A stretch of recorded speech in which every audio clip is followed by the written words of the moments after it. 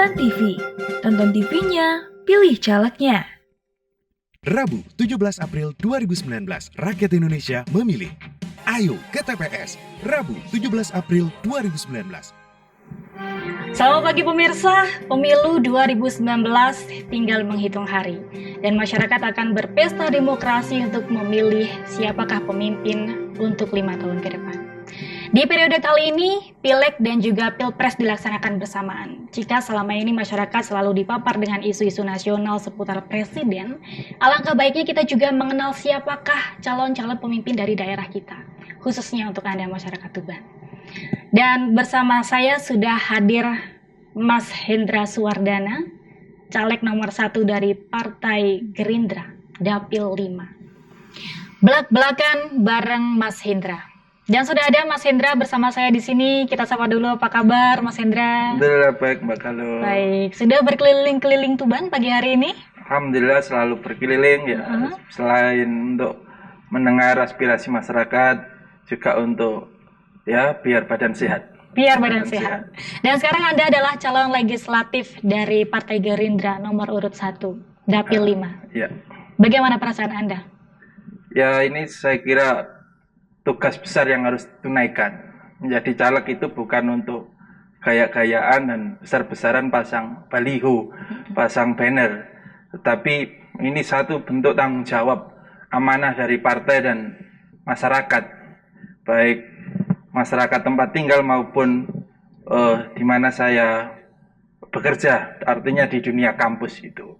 Nah, ini adalah sebuah tanggung jawab yang besar untuk mampu menjalankan misi yang diemban. Misinya ya membuat kehidupan lebih baik di tengah-tengah masyarakat kita.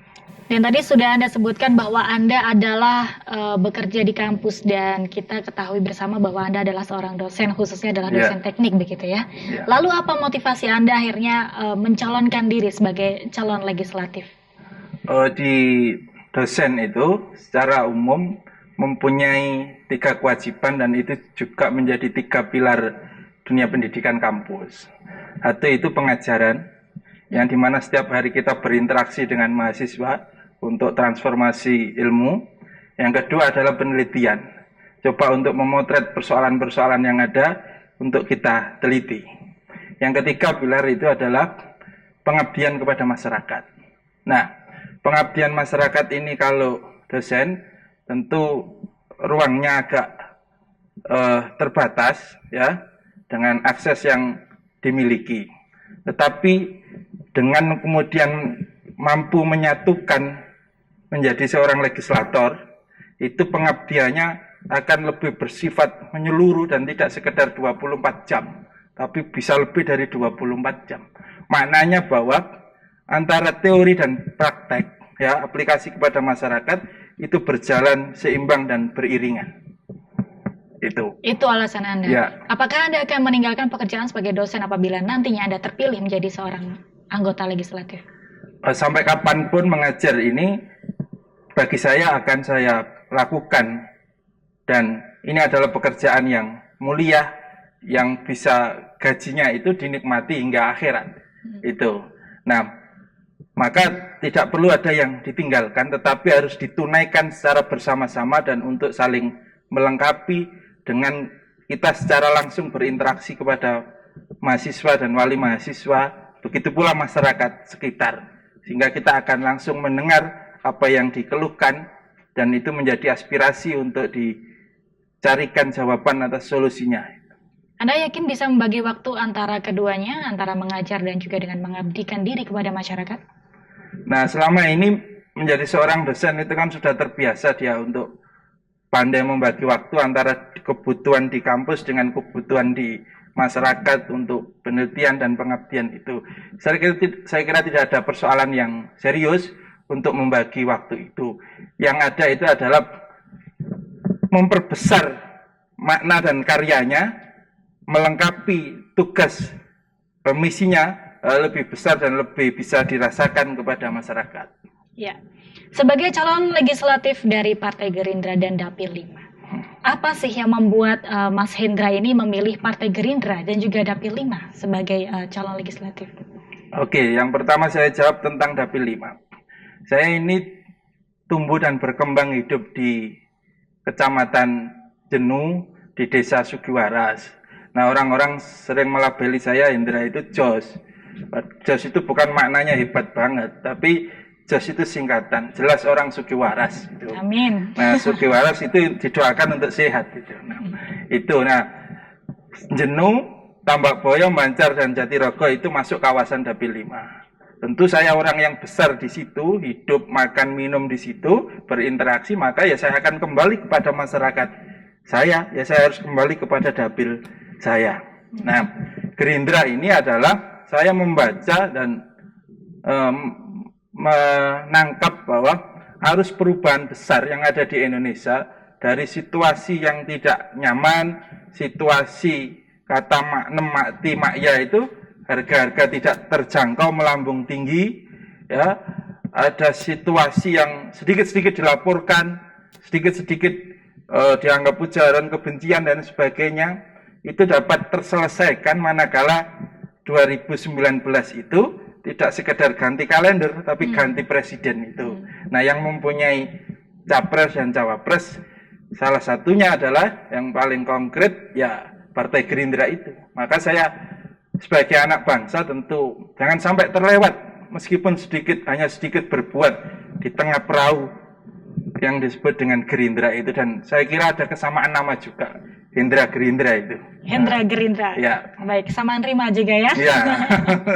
Dan sebagai anak warga Tuban begitu ya, apakah Anda juga melihat Partai Gerindra sebagai sebuah solusi untuk permasalahan-permasalahan yang terjadi di sana? Ya. Bahwa untuk membangun dan menyelesaikan persoalan suatu masyarakat itu tidak bisa sendiri. Satu itu. Nah, karena tidak mampu sendiri, maka Gerindra itu berkoalisi dengan partai-partai yang ada. Tujuannya satu mereka, bahwa ada perubahan kehidupan lebih baik berbangsa dan bernegara itu, kebutuhan-kebutuhan pokok yang dirasakan dari listrik, pajak bumi bangunan, biaya sekolah dan sebagainya yang serba mahal itu harus dituntaskan secara demokratis dan sesuai konstitusi. Artinya legal dengan melakukan ikhtiar ganti kepemimpinan itu. Ya. Permasalahan-permasalahan apa yang terjadi di wilayah Tuban khususnya? Masyarakat Tuban, saya kira persoalannya sama dengan masyarakat secara nasional. Baik pada sisi ekonomi, pertanian, ya, harga sembako, rasa keamanan dan lain sebagainya itu. Nah, tetapi pada konteks masyarakat Tuban, ini masyarakat yang punya religiositas yang sangat tinggi dan masyarakatnya sangat sopan, maka perasaan tentang kondisi negara yang berat ini dia tidak ungkapkan dengan demo, dengan kekecewaan, tetapi dalam batin mereka ini rasanya sudah tidak sabar segera 17 April 2019. Ya. Nah, itu. Untuk memilih ya? Bukan sekedar kita hadir untuk memilih, tapi ini adalah jalan perubahan kehidupan yang lebih baik. Baik, dan Anda tentunya juga sudah mengetahui masalah-masalah yang terjadi di antara masyarakat. Dan bagaimana Anda melihat kinerja dari anggota-anggota legislatif di tahun-tahun sebelumnya untuk mengatasi permasalahan yang ada? Nah, anggota DPR itu kan dalam kontestasi pemilu disebut caleg ya. Caleg itu calon legislatif. Nah, legislasi artinya. Nah, fungsi DPR itu sebenarnya ada 3. Yang pertama itu adalah fungsi pengawasan, ya, pengawasan terhadap kinerja eksekutif. Yang kedua adalah fungsi budgeting anggaran itu, membahas APBD bersama eksekutif pemerintah. Yang ketiga adalah fungsi legislasi. Nah, kenapa kemudian secara terminologi disebut caleg, bukan calon badan anggaran, bukan calon pengawas ya, tapi caleg. Strengthing-nya itu adalah kepada legislasi. Nah, anggota DPR itu secara makna kan dari bahasa Latin parle dan men itu. Men manusia, parle artinya bicara. Artinya bahwa orang itu harus berbicara. Nah, di sini pentingnya bahwa menjadi caleg itu tidak sekedar kemudian rame-rame parade baliho, parade banner besar-besaran, ya panjang-panjangan dan sebagainya. Tapi yang perlu diparadekan dan ditampilkan ini adalah gagasannya kepada masyarakat itu. Nah, kinerja DPR itu karena caleg tadi itu, maka ukurannya adalah produk legislasi. Peraturan daerah kalau DPRD itu yang dibahas oleh pemerintah. Maka yang diukur adalah sebanyak mana peraturan daerah Raperda itu yang diinisiasi, yang diajukan oleh DPR. Semakin banyak yang dimajukan dan itu menyangkut kebutuhan pokok masyarakat, ya maka semakin baik pula bahwa tugasnya itu ditunaikan dengan baik. Bagaimana Anda melihat kinerja DPR di periode sebelumnya? Nah, saya kira saya membaca beberapa seperti laporan tahun 2018 ya yang baru ini. Raperda inisiasi DPRD Kabupaten Tuban itu hanya 4. Itu kan dibagi 12 bulan dan itu juga tidak kepada satu wilayah Raperda yang dibahas sebagaimana prosedur yang ada. Maksudnya prosedur yang ada itu tidak sekedar aspek formal, tapi kajiannya harus dilakukan secara faktor akademik, faktor filosofis, dan legal formalnya. Itu harus dibahas secara utuh, maka punya landasan bahwa ini dimunculkan itu hakikatnya adalah bukan sekedar keinginan, tapi adalah faktor kebutuhan yang ada di masyarakat. Nah, mestinya bukan 4, karena kebutuhan masyarakat ini banyak yang harus diatur dan diselesaikan, harus lebih dari itu. Ya, berarti secara tidak langsung Anda menilai bahwa kinerja di periode sebelumnya masih kurang maksimal ya? Ya. Dan apabila Anda terpilih nantinya menjadi anggota legislatif, apa yang akan Anda lakukan atau program kerja apa yang Anda tawarkan untuk masyarakat? Nah, kita untuk bisa menyelesaikan persoalan itu, ya, harus mengenali tentang tipologi masyarakat itu. Nah, masyarakat di Tuban itu kan secara umum, secara demografis dan itu terbagi, secara geografis terbagi menjadi 2. Yang di sepanjang jalan di Pantura itu garis pantai utara dan yang satu di pegunungan. Nah, ini mempunyai persoalan yang berbeda-beda. Itu. Kalau di Pantura tentu persoalannya adalah khususnya di Dapil 5 itu banyak tumbuh dan berkembang pabrik industrialisasi baik skala nasional maupun yang internasional, itu skala itu. Maka ini kita harus selesaikan bentuk tanggung jawab perusahaan kepada masyarakat. Apakah kemudian sudah perusahaan ini menjalankan tugasnya secara baik? Apakah sudah merekrut pekerjanya dari anak-anak bangsa sendiri, anak-anak yang ada di sekitar masyarakat Tuban sendiri? Itu yang harus diselesaikan. Kalau yang masyarakat di daerah pegunungan itu, yang ada di wilayah selatan itu, ya mereka tinggal di masyarakat perhutani, menanam jagung dan sebagainya. Yang kita hadirkan tentu adalah untuk memotong dan meningkatkan nilai keuntungan, maka harus dihadirkan pabrik yang di daerah mereka, ya ada pabrik jagung, pabrik ketela, itu kita hadirkan di sana. Nah, itu harus kemudian pemerintah dalam ini DPR dan eksekutif untuk proaktif mengajak investor-investor untuk mendirikan di situ biar tidak terkonsentrasi saja di Pantura. Itu. Selain itu ada lagi program lain yang bisa ditawarkan kepada masyarakat Tuban khususnya? Ya, satu hal lagi adalah saya ini kan dari dulu ya berkecimpung di dunia pendidikan. Nah, juga persoalan mahasiswa ini adalah persoalan biaya. Semua orang tentu ingin sekolah yang lebih tinggi dan lebih baik.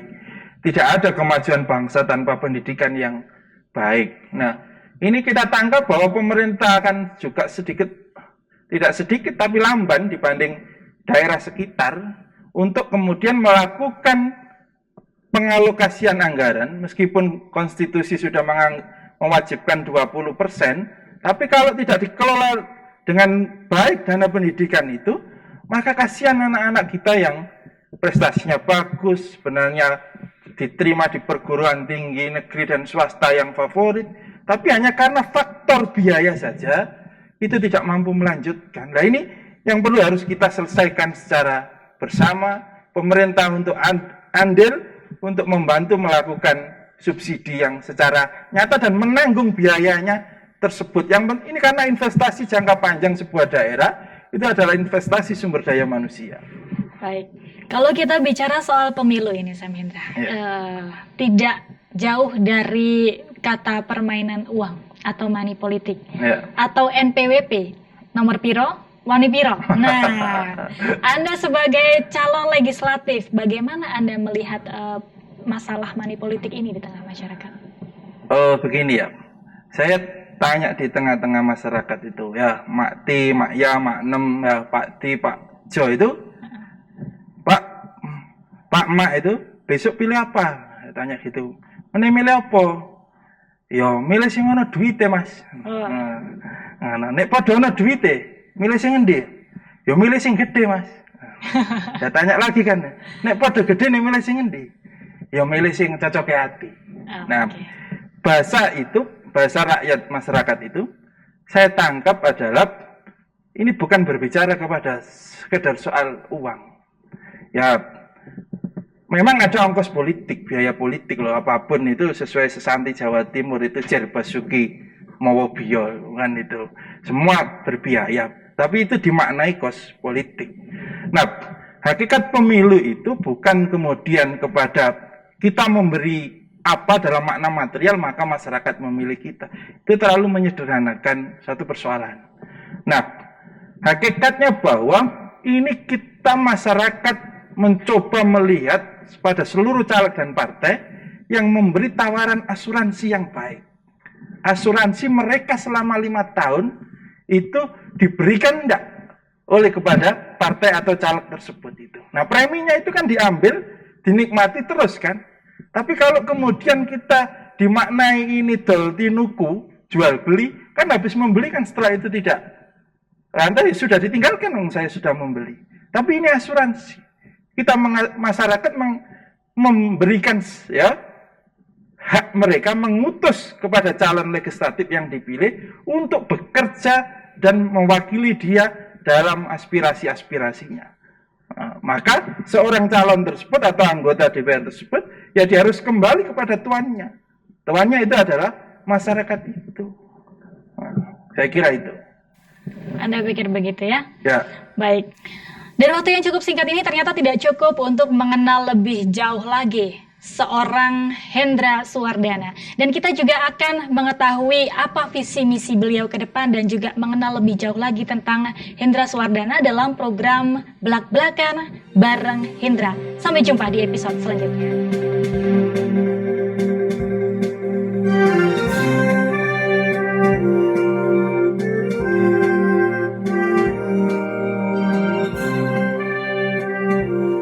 Tuban TV, tonton TV-nya, pilih calegnya.